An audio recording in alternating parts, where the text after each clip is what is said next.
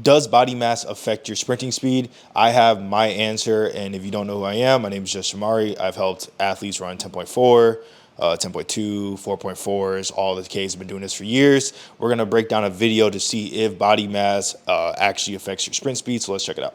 That mean very little when it comes to sprinting, but also ones that most successful sprinters share in common. Okay.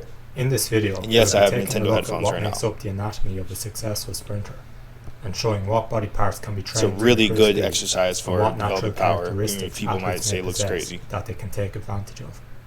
Throughout the 1990s, there was a shift in sprinting towards building more muscular physiques, with the belief that it would allow athletes to produce more. This is true. And the weird part about this is that back then, like, we study and we use a lot of the data, or a lot of like mid coaches. We use a lot of like the old school methods in the 1990s, 1980s from people like Ben Johnson and stuff. I don't really understand why. Like, I feel like the training was just mid. For Christie, Leroy Burrell. They're swole. These guys are like actually. An athlete who never chose the like option low to key, bulk up low key and guys. still have massive success was Carl Lewis. Since Lewis was Yes. a long jumper and 200-meter runner, any mass he may have gained in an attempt to become more explosive in the 100 meters. Another thing about Lewis is like he has long limbs, right? So like if you're shorter, you can use more body mass, you can build a little more strength. But if you're longer, you use a lot more elasticity for your power, and you don't really need to get as strong, especially because it's harder to get strong and put on muscle when you just have longer limbs. Just that simple. So rather than trying to emulate other sprinters, he used his less stocky build to his advantage, which helped him with his excellent speed maintenance, since bigger muscles require more oxygen, which costs energy. In modern day sprinting, we are seeing a revival of slim sprinters. with Yes, athletes such slim as Arnold sprinters Hughes, are coming Terence back. Laird, and Ariel Knighton dropping world-class times. If we go back to 2010, an athlete And there who is a made waves reason in the why world the of slim sprinting sprinters are was coming back. Christophe Lemaitre. Lemaitre looked to have a physique completely devoid of weight training, which was extremely rare compared to the athletes on the circuit at the time. Yet he went on a 2-year span of regularly running sub 10 seconds in the 100 Damn. meters, aged just 20 to 21.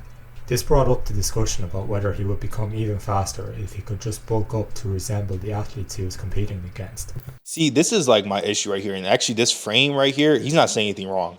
The frame right here actually shows everything I need to say.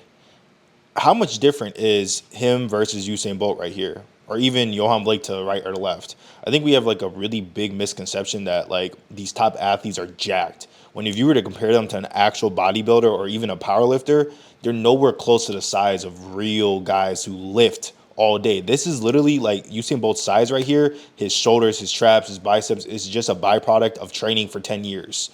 All right, training, good strength program, good power development over the course of the year. You're going to put on a little bit of size, but these guys aren't ripped or jacked. I hear that all the time. People comment like, Johan Blake is jacked. He's absolutely massive. Like, dude, if you compare them and put them side by side by a bodybuilder who's their size, their height, they're not huge. They're honestly just as close to this guy right here, who was a lot slimmer.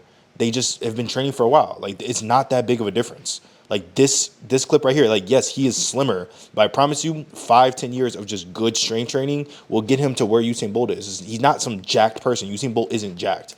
All right, I think it's just like a big. Asaf Puel is close. He is close, and that might be like contradictory to what I literally just said, but like even him, of all people, they're not bodybuilders. They're not jacked. They're just like well trained. A good strength program. Of his race was his finish, thanks to his speed maintenance. So the idea of him bulking up never materialized. And as his career Definitely went no on, reason he to became bulk more up. If you're competitive fast and in you're the slim, 200 bro, meters like, and in the 100 trust me, meters. that is your strong In suit. athletics today, one of the most promising up-and-coming sprinters is Letsile Tebogo. At first glance, Tebogo looks to be on the skinny side as far as He is very 100-meter skinny. sprinters He is go. very lean. But after revealing his physique after a 300-meter race he ran earlier this season, we can see that he has more muscle than it previously seemed. If you're watching this video so far and you want to transform your speed, I have a membership called Just Sprint Pro. It's a 12-month program where you get your monthly workouts for the month to transform your speed. Click right here to check out more information on it. Let's get right back to it. Okay, this is literally what I was just going to earlier. Like, athletes who are fast are lean. They're not swole. When you look lean, your muscles are more defined, and it's very easy to see the definition of your muscles. So they might look bigger from like a photo perspective, but you saw them in person, they are literally twigs. Like, I'm not trying to call him skinny or like trying to like disrespect him. Like, clearly he's a great athlete, but he is a twig. Okay, like if you were to see him with this shirt off at a beach and compare him to like a bodybuilder or anyone who really lifts for a living, is a difference. These guys are not muscular; they are very, very slim and lean, and they just done a good strength program. He's done push-ups. He's just been doing push-ups. It's really just that simple. All right, he looks great, but he's lean. He's not muscular. Muscular people are a huge difference, and he's explosive because he isn't muscular, in my opinion. Tebogo looks skinny, largely due to having very long limbs, but you can see here that he has above average Still looks strength great. Nothing wrong with it. I'm just along with a trying to like particularly get rid of capable this like structure, sprinters meaning are he has jacked thin hips mindset. relative to They his produce a lot of dedicated force because they clavicles. have a lot of Another power. athlete who looks skinny while having a tapered frame Relative is to their Andre body DeGrasse, weight. who, as you can see, also has very narrow hips. You may notice among Olympic swimmers that having a tapered physique with particularly wide clavicles are common. This is pretty tapered. This is pretty solid. Like this is a good physique. Most people want these physiques. Even how Usain Bolt and Asafa Puel look, just because I'm saying they're not jacked doesn't mean they look amazing. Like people are gonna want that physique. I want that physique. You know, so like someone like Asafa Puel, like who wouldn't want to look like him? I'm not saying he looks bad. I'm saying he's not a bodybuilder. He's not jacked. Across many athletically demanding sports due to having a tapered frame This is a good with wide photo. clavicles. And while this does look impressive, it isn't something that's required to be an elite sprinter, since we see lots of sprinters with non-tapered or square torsos excelling as well. That is very Jimmy true. Vico is an athlete who There's actually two really good short sprinters that are really good at the 60 right now that are in college. One goes to Oregon and the other one goes to Tennessee. And they're very squared and stocky. They're actually built exactly like this guy. This guy's built just like having me. a square If I wasn't torso wearing a from very wider huge hips. Wider hoodie hips right now. will often translate to having a Oh my disproportionate God, my amount of microphone's strength all over the potential place. in the lower body Sorry. compared to the upper body. This is You a would great think this would exercise be for the power ideal development. body type for sprinting, since He the runs like me majority of too. force you produce needs to come from your legs, but it's necessary for sprinting to have the right balance of strength throughout your body. Vico is among the 10 fastest finishers in 100 meter history, with a 60 to 100 meter split of 3.38. clocked in the 3.38 is crazy. 2015 Paris Diamond That's a League. solid split, bro. This meant his finishing time was easily faster than Asafa Powell's in this race, and equal to Powell's fastest ever 60 to 100 split. But where Vico loses out is in the start, which can often leave him with a deficit to make up on other athletes in the field. This leads to the question of whether having a less tapered build due to wider hips can impact which part of the race an athlete excels in. With Vico, you can make the case that despite having a powerful build, his lack of explosiveness out of the block. Okay, see, I already know where he's going with this. There's the issue right here. So when we start using like examples and we kind of like cherry pick very specific stuff, even if it's 5 examples, look at the person right next to him. Look at the person right next to him. Andre DeGrasse, who is very skinny, very lean, does not have a lot of muscle at all, but he also has a mid start. It has nothing to do with muscular force. It's literally your acceleration in your block start or your first 20 meters, whatever you want to call it, is horizontal impulse, relative power to your body weight. So like how much force, how much high peak forces can you produce relative to your own body weight, right? So if you can produce 1,000 tons of force and you weigh 150 pounds, and you can produce that at a fast rate. That's what power is producing force at a fast rate. You're going to be very, very fast. All right. That's just the most simple way to break it down. So it has nothing really to do with like, do you have muscle or not? And muscles, if anything, probably is going to hinder you, but it wouldn't like, there is no difference. Like there's going to be skinny people who are going to have a great start. There's going to be strong people with the jacked people with a great start. It's honestly, it's all about relative power. Having an efficient starting technique. But I decided to take a look at more sprinters who have it. So like he said, like really what it is I wouldn't call it technique. It's impulse, which is like probably too scientific for like my audience right now. But like it's just how much force you can produce the second your brain communicates, let's produce force, right? So it has nothing really to do with muscle. It's a lot more technique, neuromuscular coordination, and like power, like your actual like explosive strength, I guess is what some people might call it. An exceptional finish relative to their start to see if there's a trend. Joseph Fahnbulleh is known for his incredible comeback wins in both the 100 and 200 meters, as he struggles to get out of the blocks as quickly as his competitors. And also too, like a lot of these Fahnbulleh has a people are muscular big. Like a lot of these people are huge. They're 6'4", 6'2". Like these guys are tall. That's why they struggle with their start. If you're taller, it's just gonna be long. It's harder to coordinate, especially in the start. You have longer limbs to travel over. You know what I'm saying? You look at someone like you're trying to compare him, the guy from where does he go? Florida, versus Micah Williams right here, the guy in Oregon. He has one of the best starts in the nation, and he's 5'8". He's my height. He's 5'7", 5'8", and he's strong and stocky. He has a lot of power compared to someone who's 6'4", who's supposed to be doing hurdles. Like, clearly they're gonna have different starts, but they're both jacked. Like, Micah Williams in person is jacked. I've seen him in person. He is swole. You know what I'm saying? Bodybuilder swole. But he still has one of the best starts in the world. But when you use someone who's 6'4", of course he's going to have a terrible start, even though they're both the same. They both look jacked or bigger than the average person, the average sprinter, I guess you want to say. And looks larger than most sprinters. So we have to look at height take more his than massive like strides while running. You can muscle see mass, so I much guess you power could coming say. from his hips. And like Fico, Fambolay is built lower body dominant. So why would a Every physical sprinter build is lower with body wider hips dominant. hinder an athlete's start? In the acceleration phase of the race, the arm swing is a massive part of generating the initial velocity. In your first like 5 steps it is, but afterwards it's all about momentum, and then it's just a coordination thing. So rhythm and timing, limb timing, things like that, coordination, that's where the arms will come into play like after like 5 steps or like 3 steps. But like your first 2 steps, yeah, you're going to use your arms a lot. But does that mean you need like biceps and like strong traps and lats and chest? Like, you need a super high bench press to have a good first 3 steps? Like, no, you don't need any of it. You could be a twig. Like you're always lower body dominant. You're not. No one is upper body dominant. All right. No one is using their arms to run faster. You have to produce force into the ground. All right. And momentum is what is the purpose of the arms, to keep momentum. Like, obviously you're gonna run faster with your arms versus without arms, but no one is upper body dominant. No one is running faster because they have a strong bench press. And athletes with taper builds who are upper body dominant will usually get a greater return. No from each athlete is arm upper swing body than the dominant. athletes I'm not who trying are to lower disrespect body them. It's dominant. just flat out not true. This is because the arm swing of tapered athletes can generally move straight forward and back, while the arm swing He does of have a lower point body here, though. dominant athletes is usually forced into a When you do position have that too is big of less shoulders efficient, and simply chest, due and you're to just the like body structure. massively swole up top, As the race it goes does on, kind the of arm make you swings sway a take lot less more, energy which there's as nothing the wrong with athlete picks up rotation, speed. but it So can the make you a lower little body dominant stiff up. sprinter will often reach A good example would be like Harry Atkins. Like, when you go too far into the upper body realm and you try to become upper body dominant when no one is upper body dominant, you try to keep gaining strength there and you keep gaining more mass, you kind of turn to Harry Atkins, where it actually does hinder you. Like, it will hold you back when you could have just not built that mass and not had an issue, because it doesn't really make a difference on in the race, without, while the training faster your strength. accelerators hit their top speed sooner.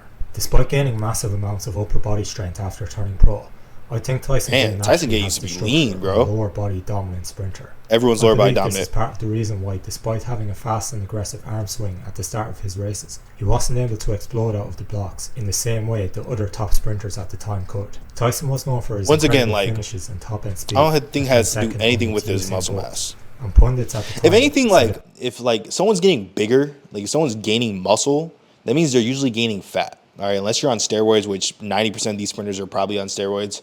But if you're gaining muscle, you're probably gaining fat, and that's why your start is slower. All right, every 1% of body fat you gain, so that's 2 pounds. 1% is 2 pounds. You actually lose 0.1 off your time. There's research to show that. I'm not going to link it because I don't feel like looking for it. You can just Google it, right? So, like, if you're gaining body fat by putting on all this muscle, then yes, that's where, okay, putting on body size will actually affect your sprinting speed in a negative way. So I do see, like, the point of the video. I'm not just trying to, like, shit on everything you say. start better, then he could run the same time. That is true. Like, if you're putting on muscle mass, you're probably putting on body fat. But a lot of these guys are on steroids, so they're probably not putting on body fat. The end of the race.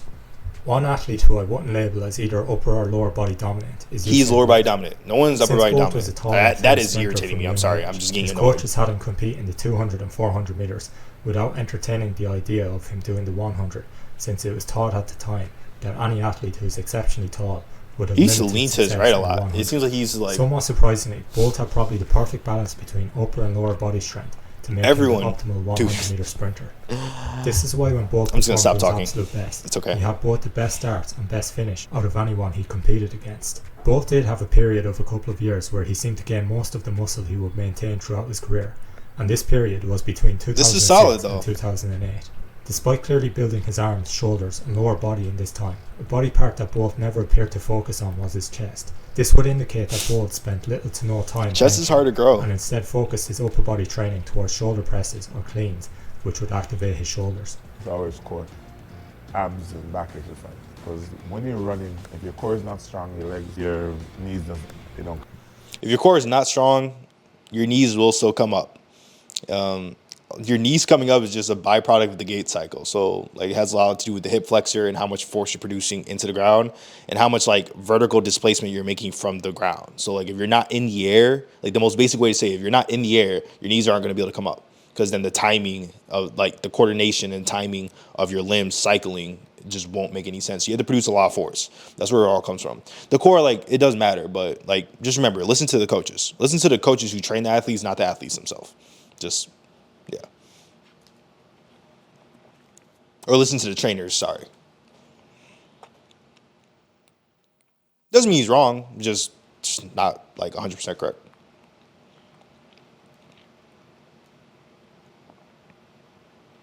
Oh, what did I say? I did say he's probably going to make an appearance in this video.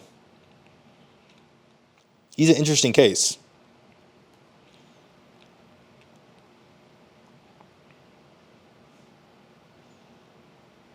See, this is true. I see where he's going with this. This is facts. Like, this is the whole point. Like, you can compare these two people. Like, you get to a point where you get so big, and like, even let's just say they're all on steroids and not getting any body fat. They're just getting pure muscle tissue. The issue is your weight is still going up. So if your relative strength and relative power, so how much power or strength you can produce compared to your body weight, isn't improving like substantially, then you're kind of just going backwards when you keep putting on weight on the scale. Being as low as possible in weight is very beneficial for sprinters and for long distance. Obviously, body fat matters a lot. Like, we have to use context here, not your BMI, your body fat percentage. But like, still, at the end of the day, if you're just putting on 20 pounds of flat out muscle tissue and there isn't a like ginormous leap in relative strength and power increase, then there's no reason for the muscle tissue. You're just a bodybuilder. Like, there's a reason why bodybuilders don't run 9.6 or 9.7. It's because they don't have high power development. They have a lot of muscle tissue and not a lot of body fat. So this is where it does become too much. Like, I do agree in like senses. Like, yeah, like putting on muscle is not going to flat out make you slower. But when you go too far and you're not improving relative power, relative strength, you're going to turn out like Harry Atkins, where he just keeps getting slower every single year. I haven't heard about him in years. Try. Maybe he hasn't been getting faster, so I'm probably going to get correct in the comments and some crazy hate comments in this video, but Michael Johnson say he thought whatever. Aikens needed to lose mass, but Aikens himself has said that even during times where he competed at a lighter weight, after taking a break from weightlifting and losing 5 kilos, it didn't help him run faster. Aikens ran his personal best of 10 points. And the reason why it did not help him run fast, dude, it's actually so creepy. He looks exactly like my brother, like same skin tone, face, everything. I'm going to send him a photo. Either way, the reason why when he lost weight, it didn't help him is because he's not improving power. Okay? Power. Like, if you look up the formula of relative power, that is why. Like, it's literally just that simple. If you're losing muscle mass, you're not improving power, or you're gaining muscle mass, the reason why he's staying stagnant is because power development. He's not saying he's weak. Like, clearly, if you look up his video, he's probably hinkling like 3 plates, but like his relative power to his body weight, his elasticity is probably not improving. He's probably not doing stuff like broad jumps or a lot of light resisted sprints, not heavy resisted sprints, light ones, resisted jumps, a lot of those type of things. I mean, he has the best technology in the world. So who am I to tell? I would have to really see him in person, see what the training is looking like. But there's a lot of reasons why muscle, like losing muscle or gaining muscle, doesn't like do anything or tip the favor. Like, it's not the muscle. The muscle doesn't have everything to do with it if the power and strength, relative strength, isn't improving all the time. So it might just be a case that and sometimes he might be like missing on elasticity or his ankle strength. There's so many things to it. We won't know since he never got back to a light. So I'm kind of contradicting myself. I'm like honestly playing both sides. Whatever. In contrast Don't care. to Harry Aikens, Kim Collins is an athlete. I'm just trying to help people. He didn't lift weights for the majority of Give his conceptual stuff to Some think people about. have attributed this to being the reason he was able to run his best ever race at age 40 and keep coming back season after season, staying injured. Now this is facts. To the average person, Collins probably looks like someone who lifts weights, but it's entirely possible that his body was built by just sprinting alone, since the leanness of his physique makes his muscle more apparent than if his body push-ups can do a lot for you. Percentage points higher. Push-ups, pull-ups, dips, call it a day. Traits are among elite level sprinters. Push yourself to failure. One of the first answers that comes to mind is leanness. Close to failure, at since least. Both the bulky sprinters and the slim sprinters have a tendency to be ripped, but there are also some sprinters who don't fall into this archetype. Christian Coleman is one of these sprinters who doesn't look ripped. Yeah, he's one of the... Bro, Christian Coleman is like I think he's listed like 5'8" or 5'9", bro. Like, he's like actually 5'6". Like, I saw him in person. Like, he's actually like I'm not trying to call him a midget, but he's a midget. He's 5'6". The fastest men in history with his PB of 9.76. Despite his lack of leanness, Coleman does have something that's arguably more common among sprinters. Lack of leanness, but he has relative power. Everybody say it with me. Relative power to your body weight. There we go, people. Don't write things off as genetics all the time. Let's actually use science. There we go, people. When it comes to sprinting. And probably Well, it's generally steroids. But, I'm not going to be one of those people that today. is beneficial for sprinting. When you see I'm low-key athletes just with chatting. thin I'm putting out too ankles, much caffeine. It means all of their limb bones. So honestly, will likely everything I say in be this video which is not usually a advice. sign Just of ignore me. denser bones. As this trait also applies to the arms, you will notice that a lot of sprinters have particularly thin wrists and forearms, which Tin. gives their arms a very tapered What look. What is that? Is that Athletes like will Britain? often have more developed Tin? calves than forearms, since Like the way they're he's using pronouncing their it? calf muscles extensively. But the thinner bones helps their speed, since Tinner. it allows force to transmit through a more compact path. Think of it like a pogo stick. You want to return the force France? you put into the I don't ground. know. And if you were to take a standard pogo stick, but widen the stick at the bottom, the force will be lessened because of the greater surface area. Therefore, the bounce off the ground will be lessened as well. When you look at sprinters of all heights and musculature, could one say of the that, I most guess. common traits among them will be limbs that are thin at the extremities. This is something that's particularly common in distance running, but also something that's underrated when it comes to spotting potential natural talent in sprinting. But it is worth noting that athletes with an array of different body types have ran elite times, so there will always be an avenue for an athlete to take advantage. That is very true. I mean, at the end of the day, like, I contradicted myself like 50 times in this video. My opinion, like my cold stone opinion, is that, like, you want to be as lean as possible. I would probably, if I were to train an athlete from zero, like I've trained guys to go from 11.4 to 10.6, I didn't put on a lot of muscle mass for them. My biggest thing was, let's try to stay as lean as possible. Let's develop strength the right way. Let's develop, power the right way. But we're not going to be pushing, 5 sets of 15, 3 times push-pull legs, upper, lower. I mean, we do upper, lower, and full body, but like for the most part, we're not trying to put on a shit ton of muscle mass. We're actually trying to stay as little as possible in terms of muscle mass. So that's my opinion. I think most athletes, you're going to see a lot more better athletes use their elastic dominance and a high power development. And to have high power, you don't need a lot of muscle mass. So I don't think athletes need to get that jacked. I don't think your average Olympic sprinter is as jacked as you think. If you looked at him as person, maybe Asafa Puel. I kind of said he wasn't. Asafa Puel is pretty jacked. I took too much caffeine. Watch this video right here. I'm all over the place right now. Just go lift. I don't know. Jump. Go check out Just Sprint. It's right here. It's the best program in the world.